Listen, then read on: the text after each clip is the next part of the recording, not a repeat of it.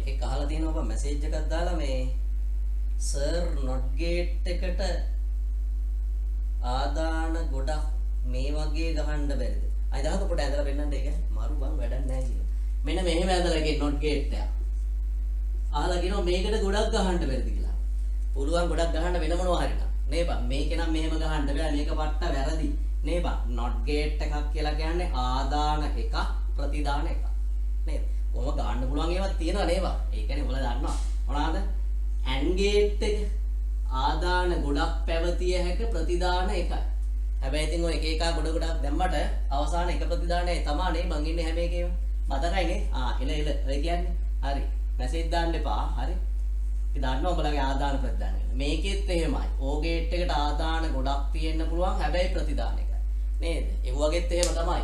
එක එක්කෙනා ආදාන දුන්නට එක ප්‍රතිඵලයයි පොඩි අවුලකට තියෙන ප්‍රතිඵලයට කොහෙන්ද කියලා හොයාගන්න බෑ නේද? හැබැයි මේකේ පුළුවන් මේ ඉන්පුට් එක චෙක් කරගත්තොත් අවුට්පුට් එක මොකද්ද කියලා අපිට බලන්න පුළුවන්.